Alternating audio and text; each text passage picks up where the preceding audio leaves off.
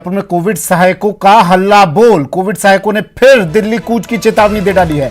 आज शाम तक दिल्ली कूच की चेतावनी इन्होंने दे दी है। 21वें दिन भी कोविड सहायकों का धरना जारी है। शहीद स्मारक पर ही धरना दिया जा रहा है।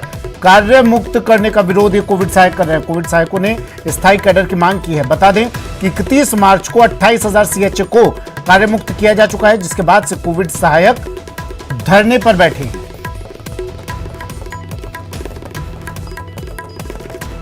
कोविड सहायकों का धरना 21वां दिन और धरना लगातार जारी, लेकिन अब सख्त मूड में ये लोग आ गए हैं। कह दिया है कि आज दिल्ली के लिए रवाना हो रहे हैं, हम लोग कूच कर रहे हैं दिल्ली। कह दिया इन कोविड सहायकों ने, बहुत हुई बात, अब सड़क से होगी जंग और दिल्ली तक पहुंचाई जाएगी आवाज। प्रियंका गांधी से मुलाकात की बात कर रहे हैं, सोनिया गांधी से मुलाकात की बात कर रहे हैं, लेकिन हमने पिछले दिनों तस्वीरें भी देखी थी जब कहीं बेरोजगार मिलने गए थे प्रियंका गांधी से, कोई समस्या का समाधान नहीं हुआ था। अब उम्मीद लेकर ये लोग भी जा रहे हैं और उम्मीद कायम रहे, यही एक इंसान का फर्ज होता है, यही सोचता है वो कि उम्मीद पर ही जिंदगी चल रही है और इसी उम्मीद को लेकर दिल्ली तक जाएंगे, दिल्ली कूच करेंगे। लेकिन आप ये संख्या देखिए, इन लोगों को देखिए और इन चेहरों को देखिए, ये हंसते हुए मुस्कुराते हुए चेहरे, इनके पीछे अथाह गम है, दर्द है। महिलाएं बड़ी संख्या में यहाँ पर मौजूद हैं और मेरे सहयोगी लगातार वहाँ पर मौजूद है। एक एक तस्वीर कल से हम आपको दिखा रहे हैं। 21वां दिन है आज। कई महिलाएं गर्भवती हैं जो इस हालत में भी इस धरने में पहुंची। आप उनकी मजबूरी सोचिए, समझिए। हम तो कम से कम समझ सकते हैं, सोच सकते हैं, सरकार का रुख चाहे जो हो, लेकिन लोकतंत्र का चौथा स्तंभ है हम, और हमें इनकी तस्वीर, इनकी मजबूरी, इनका दर्द दिखाई दे रहा है। सरकार के नुमाइंदे यहां पर पहुंचे, हरीश चौधरी आए, बातचीत हुई, लेकिन कोई हल नहीं।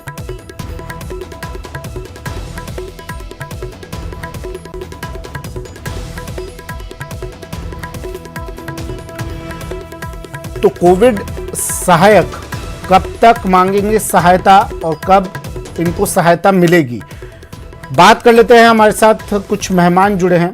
कांग्रेस नेता प्रदीप चतुर्वेदी हमारे साथ जुड़े हैं और बीजेपी नेता आशीष चतुर्वेदी जी भी हमारे साथ जुड़ गए। आप दोनों का स्वागत है सर।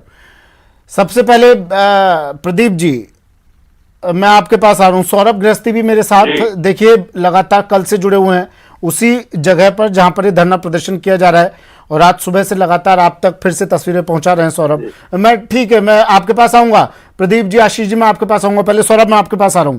एक बार तस्वीरें फिर से दिखाइए, क्योंकि अब दो जिम्मेदार हमारे साथ बैठे हैं। एक बार फिर से इनसे बात कीजिए संक्षिप्त में, लेकिन क्योंकि जवाब भी लेना है हाथों हाथ। तस्वीर दिखाइए, बात कीजिए, दो जिम्मेदार बैठे हैं हमारे साथ। सौरभ,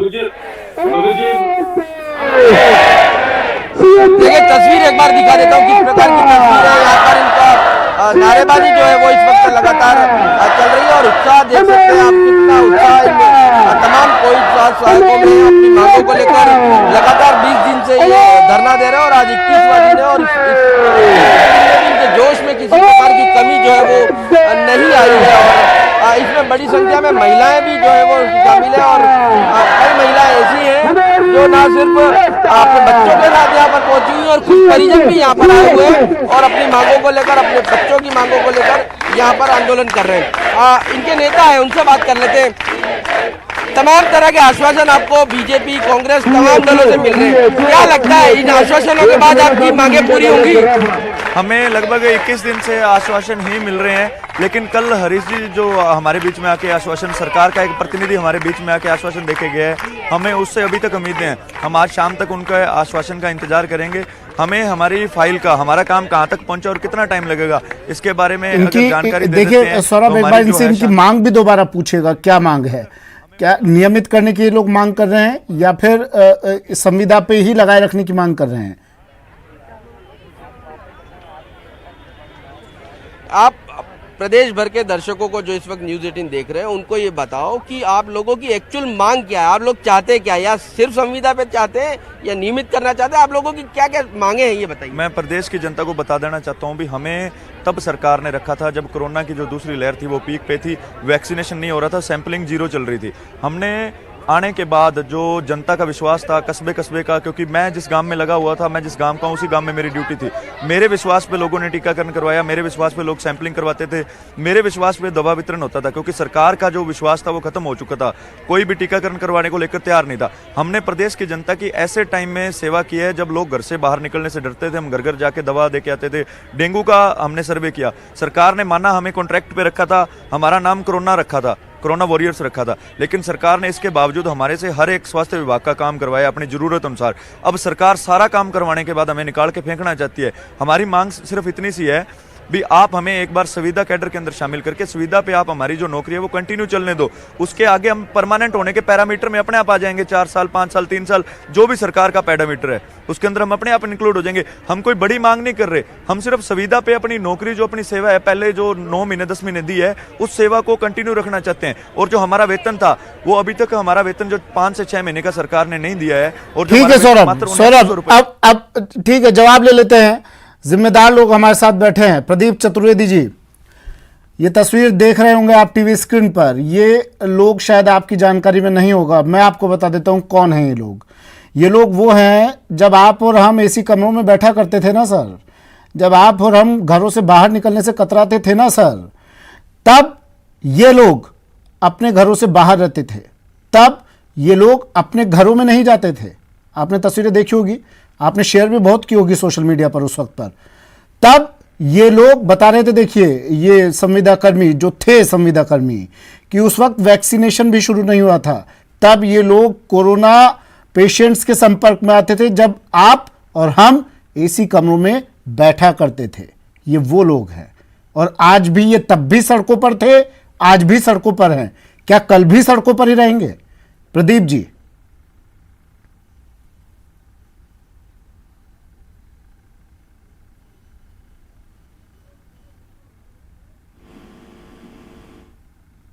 आवाज सुन पा रहे हैं प्रदीप जी आप, या आज भी आवाज आप तक नहीं पहुंच रही है प्रदीप जी? चलिए प्रदीप जी से सवाल, ठीक है, ये नेटवर्क इशू हो गया है, नेटवर्क इशू है, और फिर लौटूंगा मैं।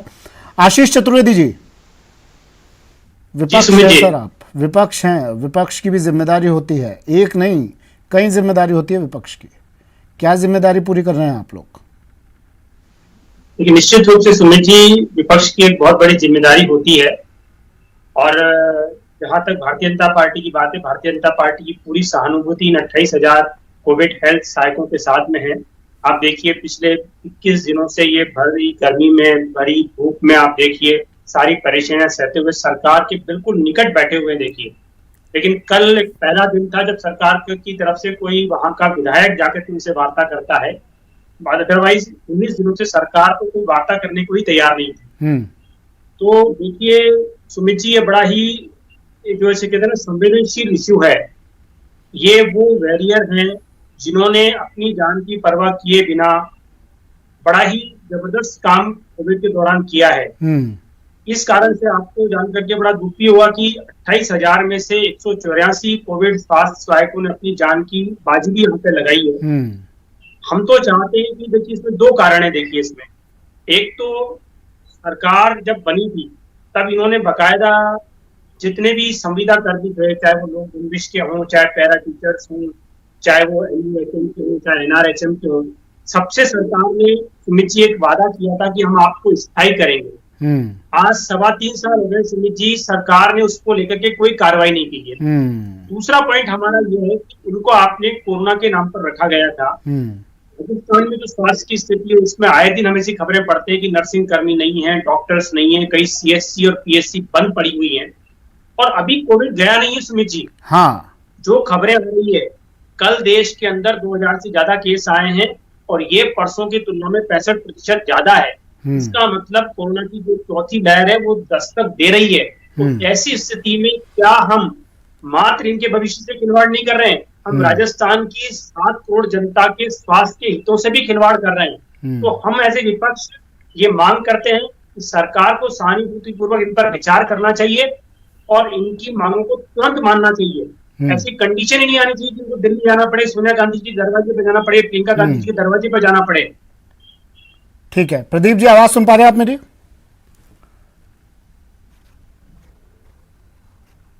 प्रदीप जी आवाज सुन पा रहे हैं सर आप?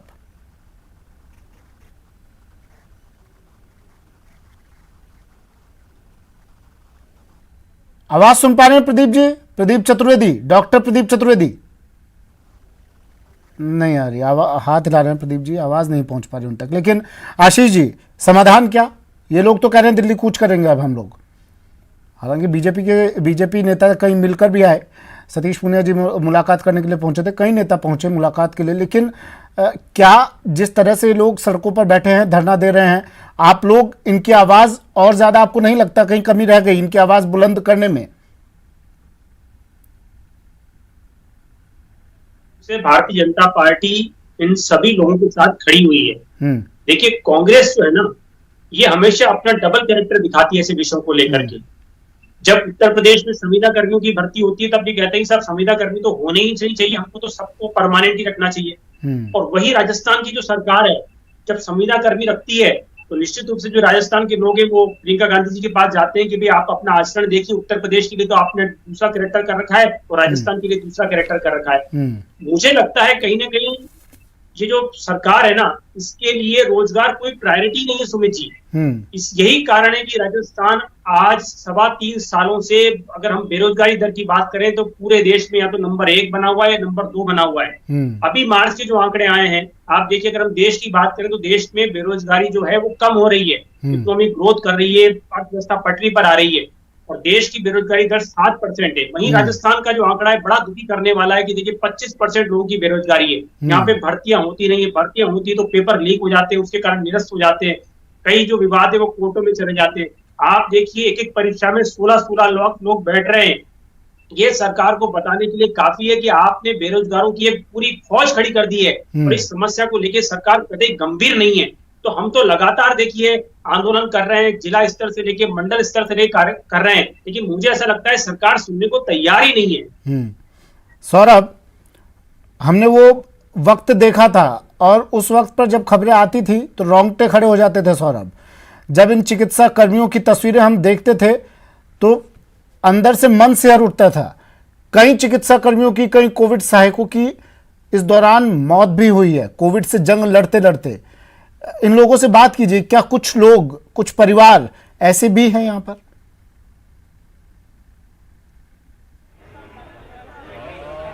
जी बिल्कुल, देखिए बिल्कुल सही कहा। वो काल जो था वो बहुत ही डरावना टाइम था, जब दूसरी लहर के बाद जिस प्रकार का हाहाकार पूरे प्रदेश में मचा, देश भर में मचा, और उस दौरान जब इन कोविड स्वास्थ्य सहायकों को लगाया गया और उसके बाद आपने देखा किस प्रकार से स्थितियां जो है वो सुधरने लगी थी। और उसके बाद ही ये बात मुख्यमंत्री जी बार बार ये कहते थे कि राजस्थान का कोरोना मैनेजमेंट की तारीफ देश और दुनिया में हो रही है। प्रधानमंत्री नरेंद्र मोदी ने भी राजस्थान के कोविड मैनेजमेंट की तारीफ जो है वो की थी और उसके पीछे यही लोग थे और इन्हीं की बदौलत जो है वो पूरा मैनेजमेंट जो है वो हो पाया। कुछ महिलाएं हैं, उनसे बात करने की कोशिश करेंगे जो अपने बच्चों के साथ यहाँ पर बैठी हैं। किस प्रकार की तकलीफें आप लोगों ने जो कोरोना काल में झेली, अपने बच्चों को लेकर यहाँ पर बैठी, लेकिन उस वक्त ऐसा था कि बच्चों के साथ भी नहीं रहा जा सकता था। मैं कोविड से नहीं हूँ, मतलब CHA से नहीं हूँ, मेरे हस्बैंड के साथ में आई हूँ, लेकिन उन्होंने उस वक्त है ना MP में काम करते थे, उस वक्त मतलब बाहर भी नहीं निकल पाए थे और 2 महीने तक हम सब अलग रह चुके थे। और उस वक्त ना सरकार ने ये नहीं कहा था कि यहाँ पे आओ, यहाँ पे लगाओ, लेकिन MP वालों ने उन्होंने ना और बोनस दिया था और उनको और नौकरी पे रखा था और वहाँ से 35,000 की जॉब छोड़ के यहाँ पे आए तो उन्होंने 8 महीने में निकाल भी दिया उनको वापस। ऐसा नहीं करना चाहिए सरकार को। देखिए सुमित, आप ये दर्द समझ पा रहे हैं। ये जो महिला है वो अपने पति के साथ यहाँ पर पहुंची है। वहाँ पर इनकी ये मध्य प्रदेश की ज्वाइनिंग थी पहले इनकी और राजस्थान में संविदा पर लगाया गया, तो वो यहाँ पर पहुँचे, यहाँ पर 7,900 रुपये में काम किया।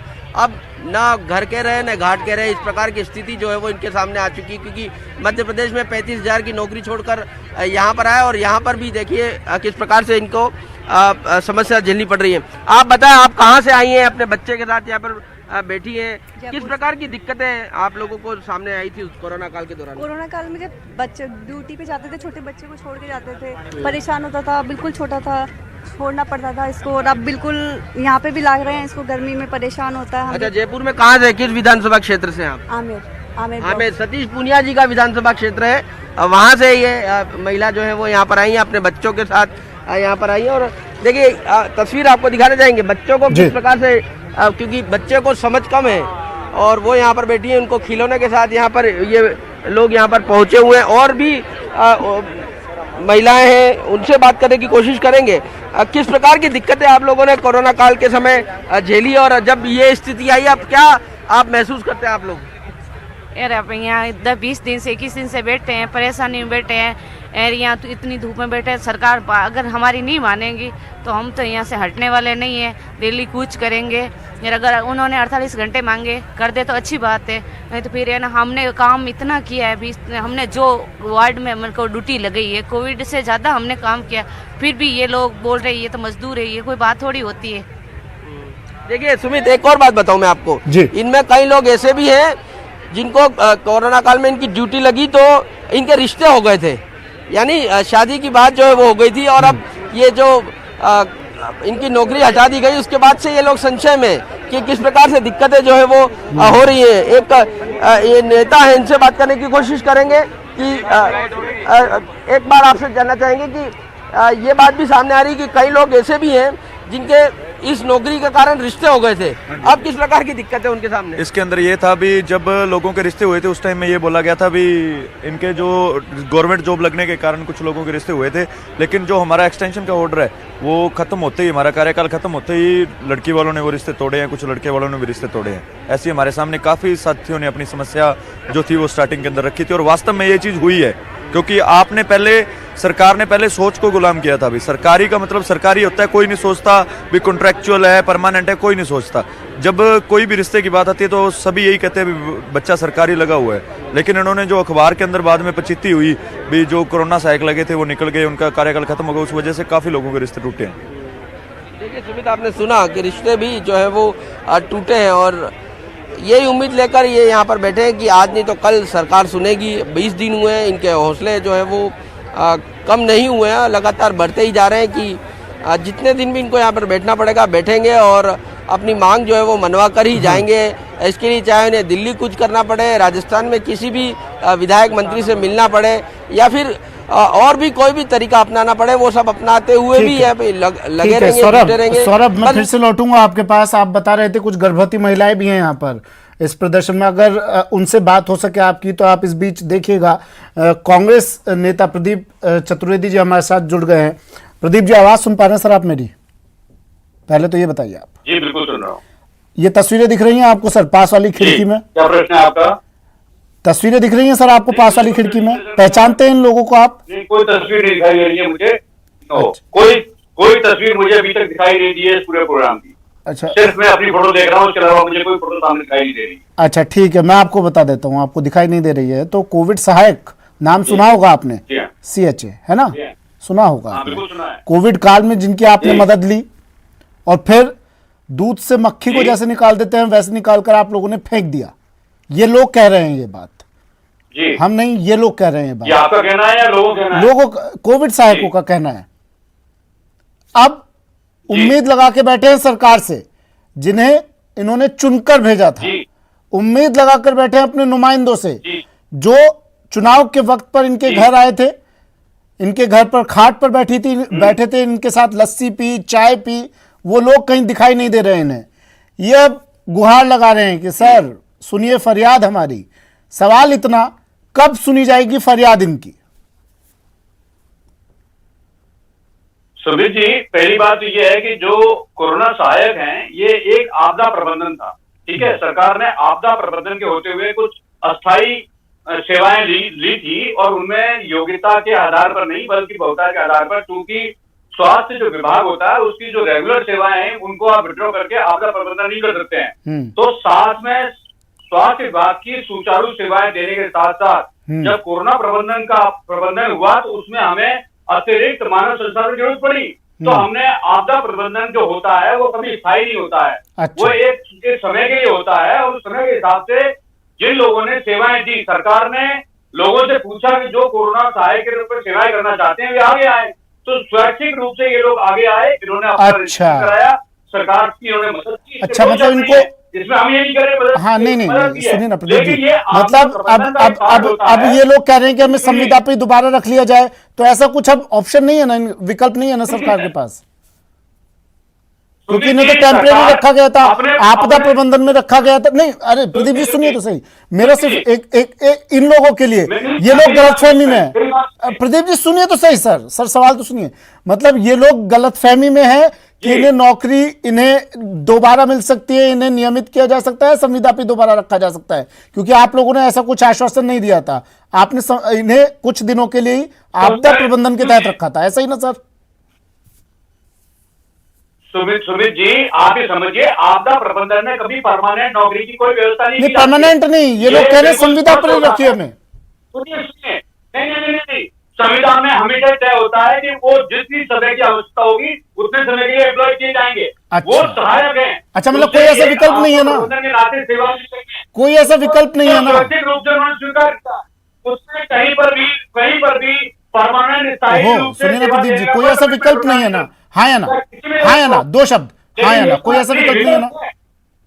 तो विकल्प है बताइए कि सरकार जो रोजगार के अन्य जो भर्तियां निकाल रही है उसमें ये लोग जाएं, अपनी योग्यता के अनुसार आवेदन करें। उससे अच्छा। किसने मना किया है? लेकिन संविधान सुनिए ना प्रदीप जी, सिर्फ संविदा सुनिए कर्मियों को साधारण को महाराज, सुनिए मेरी बात प्रदीप जी, सुनिए। आप शायद जानकारी का अभाव है आपके पास, आप शायद न्यूज चैनल नहीं देखते हैं, आप शायद न्यूज 18 राजस्थान नहीं देखते हैं, या फिर आप शायद आपके जो वरिष्ठ नेता है ना उनसे बातचीत आपकी नहीं होती, कम होती है। आपके विधायक, आपके नेता न्यूज 18 पर कहकर गए हैं कि हम कोशिश कर रहे हैं इन्हें वापस जॉब दिलवाने की, हम कोशिश कर रहे हैं सरकार से बात करने की। सुनिए, जब ऐसा विकल्प ही नहीं है, जब सुनिए मेरी बात प्रदीप जी, नहीं या तो आप झूठ बोल रहे हैं या वो झूठ बोल रहे हैं, आप मानिए ये बात। जब ऐसा विकल्प, आपने कहा अभी ऐसा कोई विकल्प नहीं है, आपने कहा कि ये दोबारा अप्लाई करें, सरकार की रिक्तियां निकलती है उसमें अप्लाई करें। अगर नहीं है ऐसा कोई विकल्प, तो आपके विधायक, आपके मंत्री न्यूज 18 से बातचीत में जो आश्वासन दे रहे हैं वो सब झूठ है। वो इन लोगों, सुनिए ना, वो झूठा आश्वासन है, झूठा आश्वासन है वो। आप स्वीकार कीजिए, या तो आप गलत या वो गलत, या तो आप गलत या आपके मंत्री विधायक गलत। प्रदीप जी, आप गलत या आपके मंत्री विधायक गलत, और जो भी गलत माफी मांगिए। क्या गलत कर रहे हैं? हाँ नहीं, मैंने कहा है कि विकल्प है। नहीं, जो भर्तियां अनाउंस की है, नहीं, आपने कहा विकल्प नहीं। प्रदीप जी, मैं रिकॉर्डिंग सुना सकता हूं आपको, आपने कहा कि दूसरी जो भर्तियां निकलेंगी उसमें जाए फॉर्म भरें। विकल्प, ये तो विकल्प पूरी जनता के पास है सर, आप क्या विकल्प देंगे? आप क्या विकल्प देते हैं? जी नहीं, आप विरोधाभास है आपकी बातों में, विरोधाभास, कम्युनिकेशन नहीं होता आप नेताओं के बीच में। कम्युनिकेशन कीजिए और तब जाकर इन कोविड सहायकों से बात कीजिए। ये सहायता की उम्मीद लिए वहां बैठे हैं, कई लोग बैठे हैं, आप नहीं गए होंगे, एसी कमरे से निकलिए, बात कीजिए। आशीष चतुर्वेदी जी, इनको तो पता ही नहीं है। आशीष चतुर्वेदी जी, इनको तो पता ही नहीं है सर, करना क्या है, कैसे होगा, समस्या कैसे समाधान होगा? कांग्रेस के प्रतिनिधि का आज का जो रुख है इसमें दिन रात का अंतर है। आप देखिए, मैं कांग्रेस के प्रतिनिधि से पूछना चाहता हूँ कि कल हरीश चौधरी जी उनसे मिलने गए थे, तो क्यों ऑपरेशन लेकर के गए थे? भाषण बोल रहे हैं, सर आपकी आवाज साफ नहीं आ रही है, नेटवर्क इशू है कुछ। फिलहाल ये तस्वीरें देखिए आप, दिल्ली कूच का अल्टीमेटम इन लोगों ने दे दिया। बड़ी संख्या में 28,000 लोग यहाँ पर बैठे हैं, लेकिन किसी को इनकी कोई चिंता नहीं। राजस्थानी भाषा में एक शब्द है, इनका कोई धनी धोरी नहीं। शुक्रिया आप दोनों का हमारे साथ जुड़ने के लिए। सौरभ, आपसे मैं फिर से जुड़ूंगा, फिर से तस्वीरें दिखाएंगे। आज पूरे दिन दर्शकों तक ये तस्वीरें, तमाम तस्वीरें हम पहुंचाते रहेंगे। फिलहाल इतना ही, दीजिए इजाजत, नमस्कार।